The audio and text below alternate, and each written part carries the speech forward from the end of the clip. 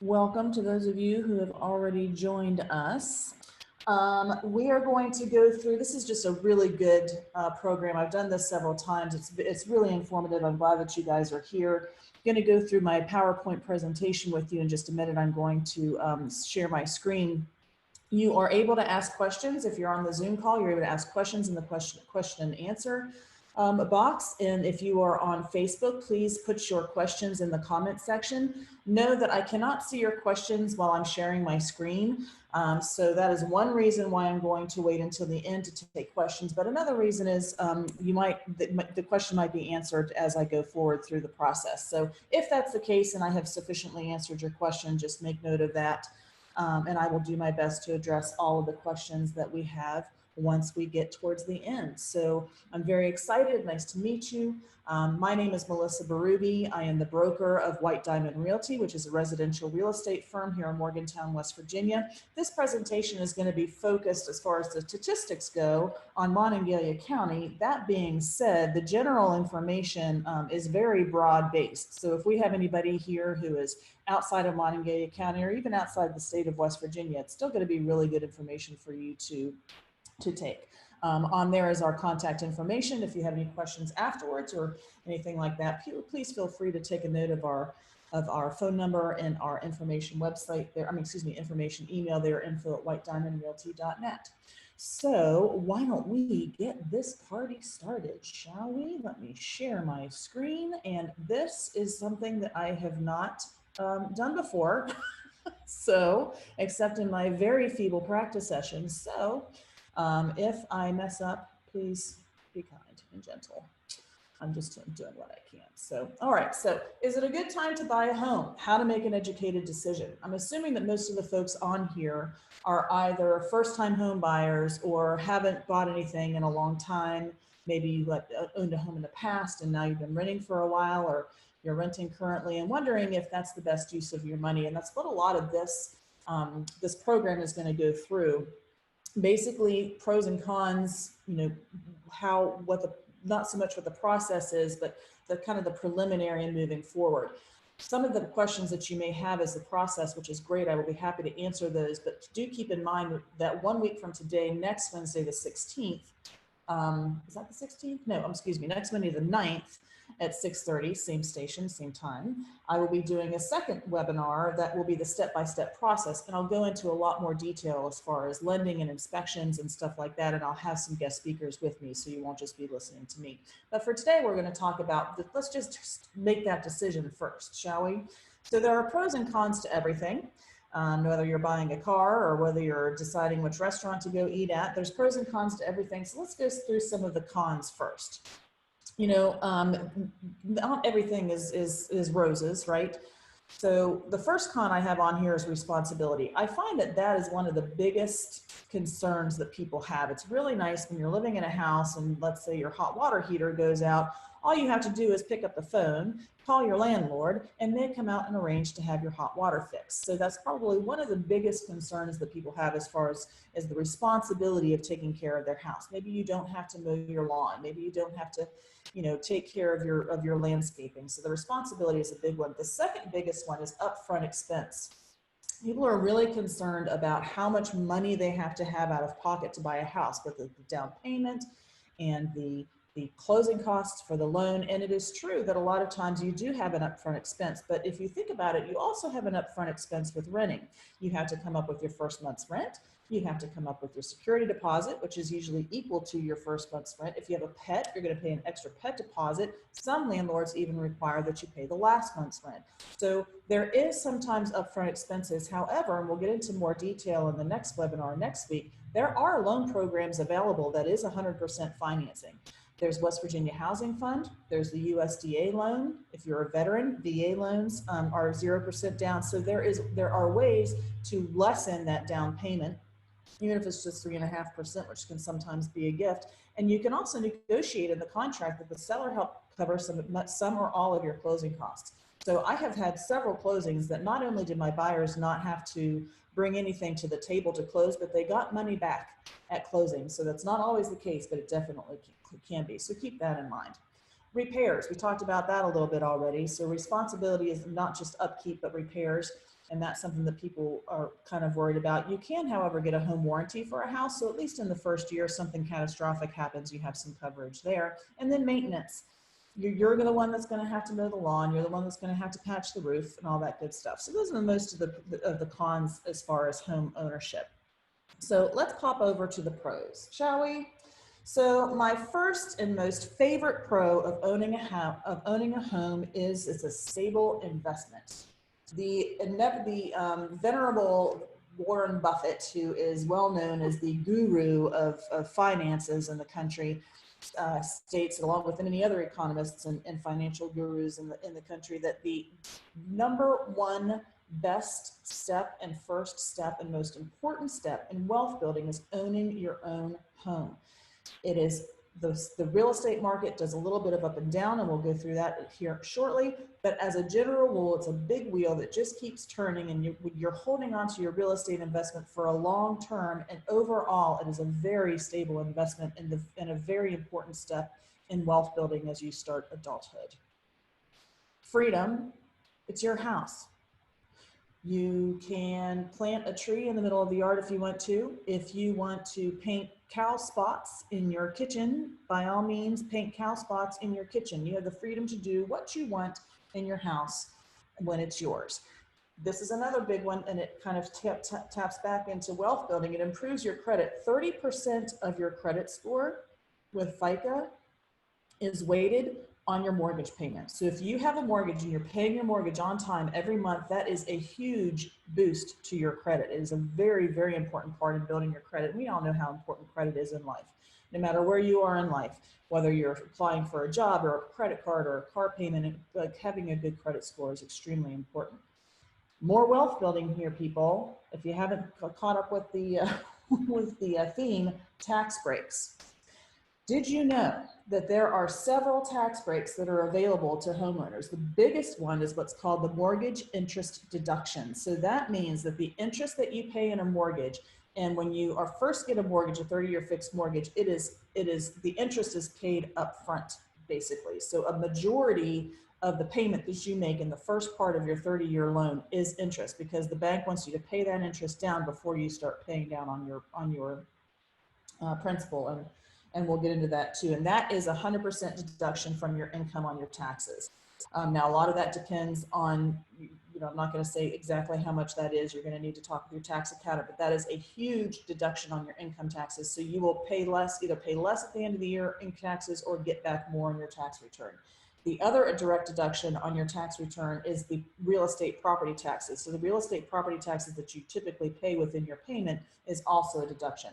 Long term, when you sell your house, and again, there's rules and regulations as far as whether you are married, single, how much you make on your house, but the profit that you make when you sell your house, 9 times out of 10 for a typical homeowner, you do not have to pay what's called capital gains taxes on that. So that money that you make when you sell your house is a tax-free boon to your wallet. Cash, you are building equity in your house so that as you pay down your principal or you make improvements on your home, you're building up equity in your house, and you can use that in the future. You can get what's called a home equity line of credit so that you have that as kind of an emergency fund if you need to make major repairs, or if you have a child going to college and need some extra funds, that's there for you. Make it yours. You want to remodel the kitchen? Remodel the kitchen. You want to open up that wall between your dining room and your living room? Guess what? As long as it's not a load-bearing wall, you can open it up and make that room much bigger. It's yours, make it yours. And this is a big one, pride. I tell you what, I've had 2 kids, and having those kids was the proudest moment of my life. The third in line was when the keys to my first house were dropped into my hand.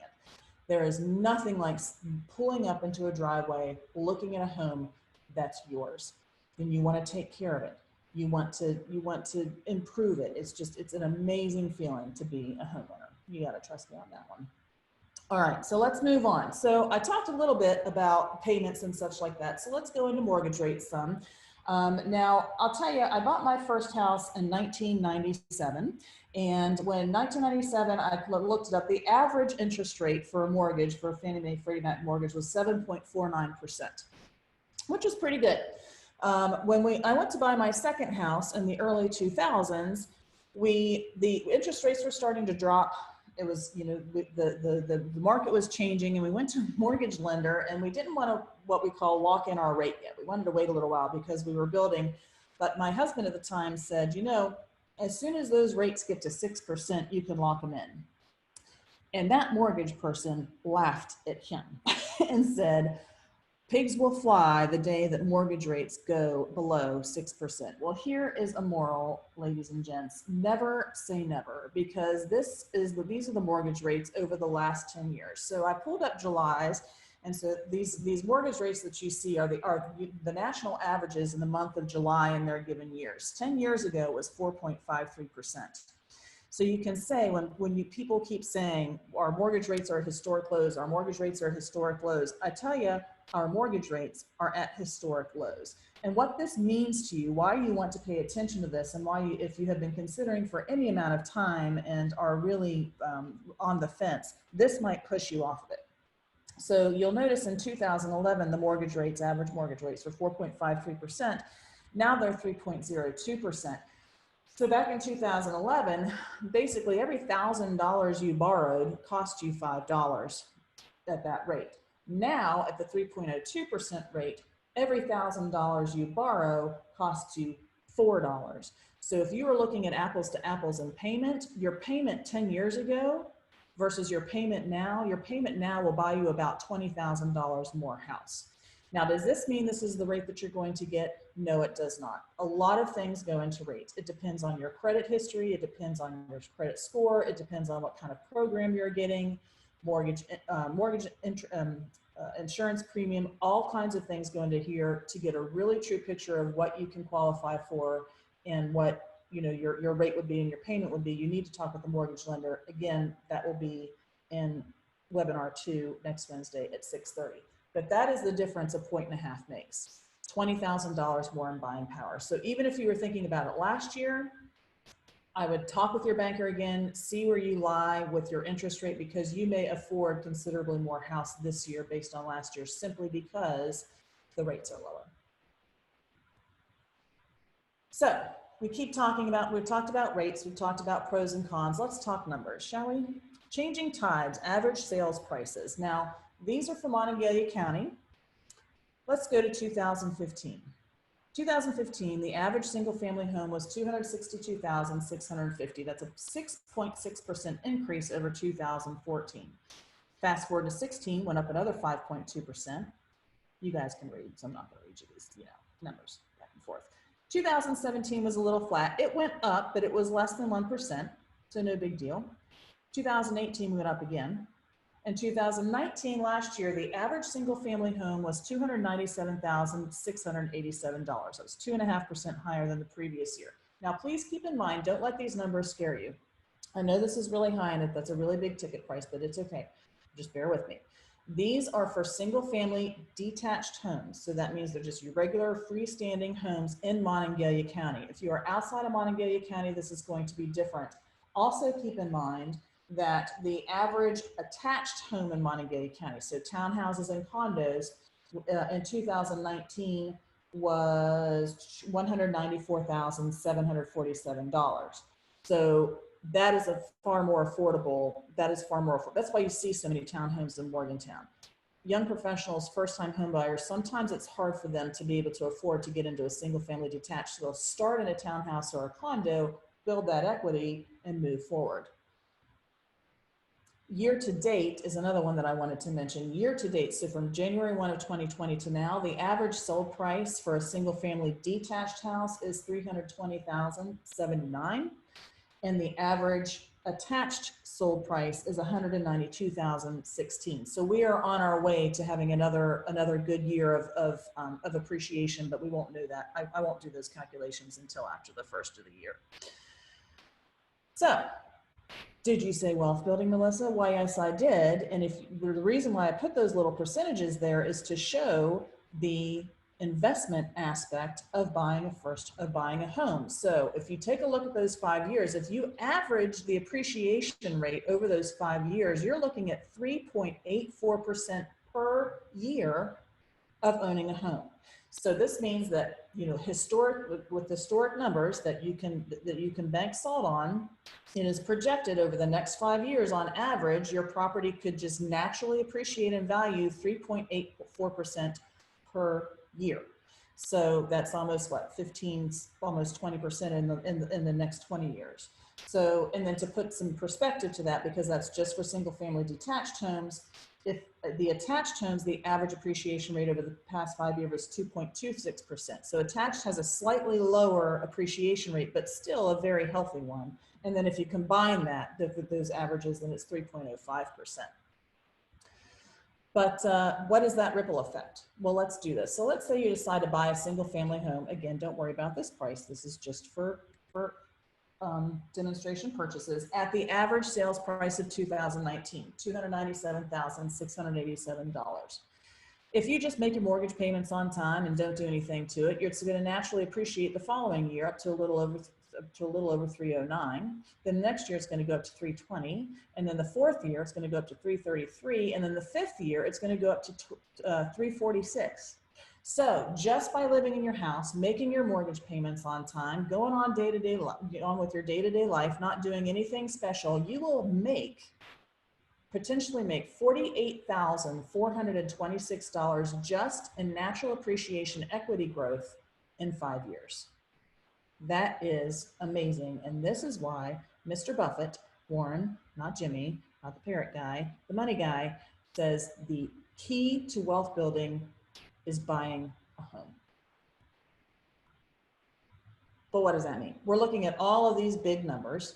We're looking at these big, huge numbers that just boggle your mind. When I work with buyers, I tell them it's not the big number that matters. What matters is what you're writing that check for at the end of the month, or the beginning of the month, or whenever it is that you're paying. So let's take a look at apples to apples. These two homes that you're looking at, the one that's for rent at $1,750 a month. It's a 3-bedroom, 2.5 bath. This is actually a house for rent. I got it from the MLS. And in the same neighborhood, the house next to it has 4 bedrooms and 2.5 baths. It's in the same neighborhood. It's for sale for $325,000. So let's take a look at annual cost of living between buying and renting. Okay, so let's take a look at your annual cost of living. So here are some numbers for you. If you decide to rent, that house is $1,750 a month. You don't have any home value. You don't have any tax benefit. You don't have any equity increase. The good news is you don't have any maintenance either. You are going to pay utility bills. Now I kind of estimated this on what my utility bills are. I have a 3-bedroom, 2-bath house. So that's what I estimated that on. It's similar in size to these, maybe a little bigger, but not by much. You don't have to pay insurance unless you're paying renter's insurance, and that's like, what, $2 a day? That's very cheap.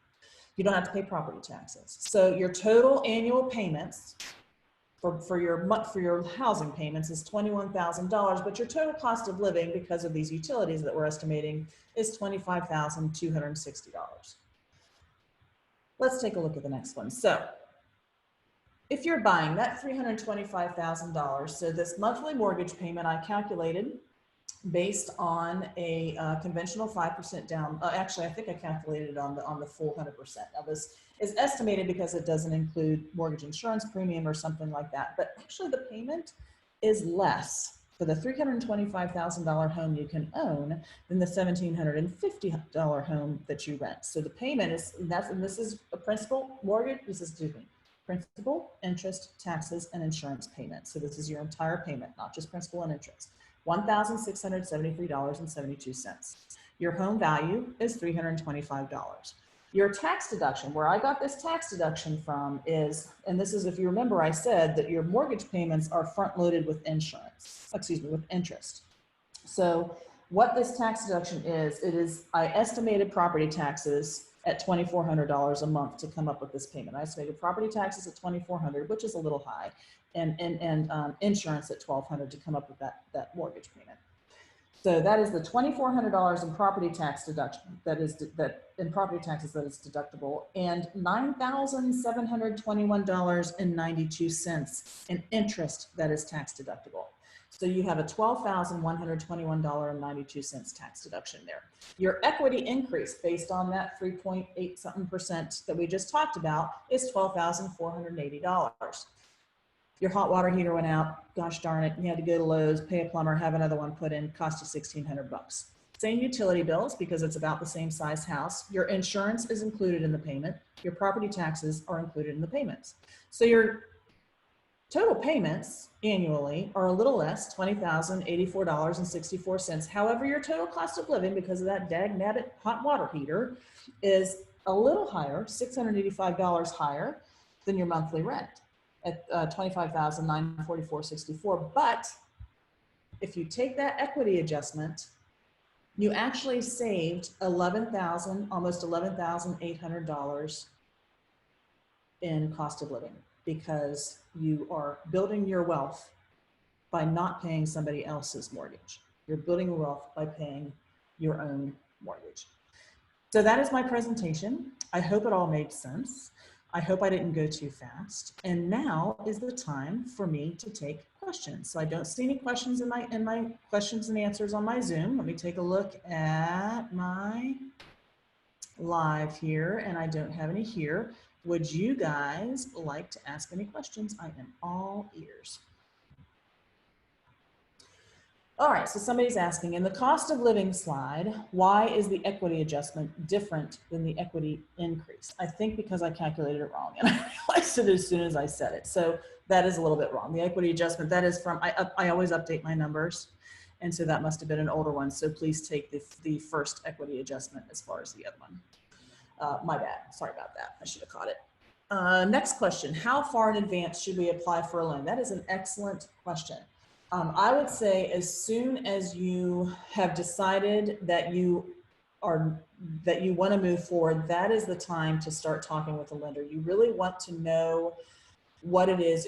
It's basically how I explain it to people is, if I give you a credit card and tell you to go shopping, how do you know where to go? Are you going to go to Goodwill? Are you going to go to Nordstrom's? Are you going to go to TJ Maxx? So the time to talk to a lender is very, very early in the process. That doesn't mean you apply for a loan. You want to do a pre-qualification first so that you know what kind of programs that you're looking for. But I would say that is the first thing that you're going to do. And any realtor that you work with is going to advise that.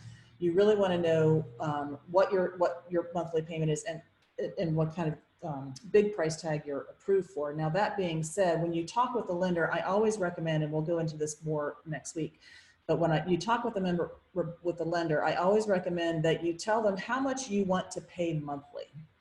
I said it before, it doesn't matter what the big ticket number is. What matters is what you're writing that check for every month. So when you go to a lender, say, this is what I'm comfortable paying in a month for my housing expenses, and then they can work the numbers back from there. Do always recommend that you go to a local lender and talk with them, because they'll know what the average property taxes are. They'll have a better idea of what insurance is going to cost you, so they can give you a really good picture of then what that translates into for your purchasing power.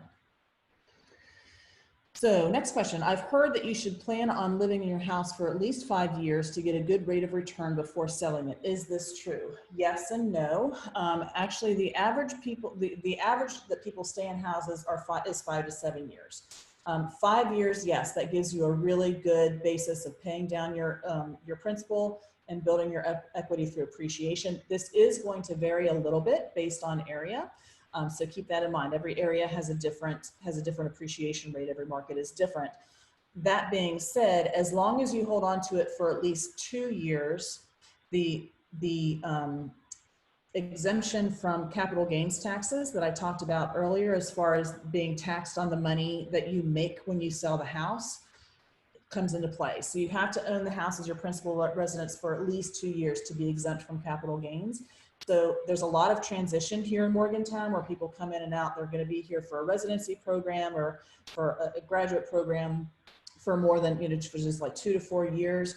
It really is definitely worth considering buying if you're going to be anywhere for more than 2 years because of that exemption whenever you're buying a house. And I hope that helps.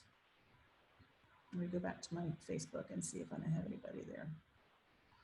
No questions on Facebook. Do we have any other questions here in the panel?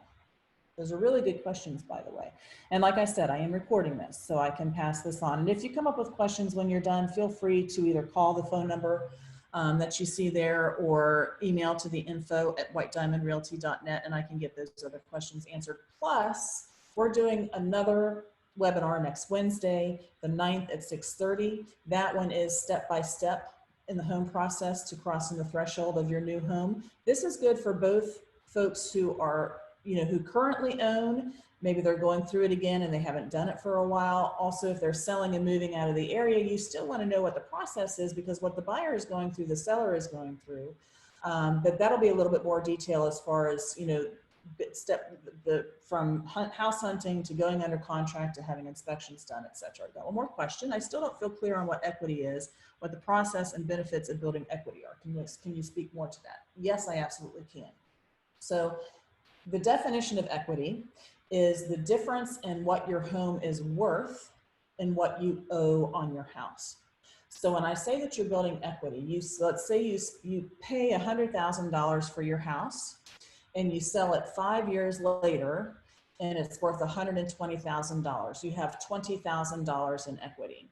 And because our area has such a strong appreciation rate, we can look at that on a per annum basis and say that you can estimate that every year you're going to build this much equity simply by owning the house, because the market is naturally increasing.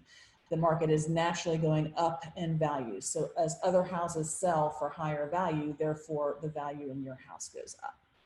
I hope that helps. Does that help?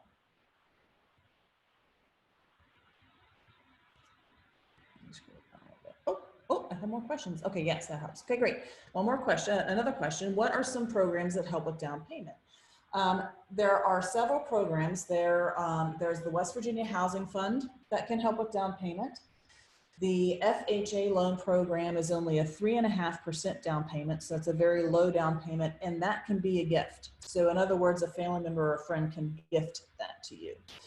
There is a loan called a USDA, that's the United States Department of Agriculture. That loan is 100% financing. Naturally, that just has it limits where that house can be, so it can't be within city limits. That being said, all of Marion County is eligible for USDA financing, and a lot of Monongalia County is eligible for USDA financing. I believe all of Preston County, with the exception maybe of Kingwood, but I would have to look and see and refresh my memory. So those are really good ones. As I said before, if you are a veteran, or if your partner who is also going to be buying is a veteran, if either one of you are veterans, you can get a VA loan, which is 100% financing. Any other questions?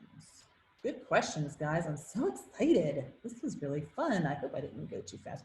I get excited, and when I get excited, I have a tendency to talk a little fast, so hopefully it wasn't awful. Let me go back to Facebook and make sure. Oh, you're still good on Facebook. All right, so it seems like we're kind of out of questions. I want to thank you guys so much. This was so much fun. I hope it was helpful to you. As I mentioned, I will get these links out to you once we have them uploaded to wherever my people tell me to upload them. And if you have any questions, info@whitediamondrealty.net, 304-241-7500. I really hope you guys can make it back again next week. If you haven't registered for that, it's the same link. You should be able to register for it. And if you don't have it, feel free to let me know. Thanks, guys. Take care. It was really fun. I appreciate it.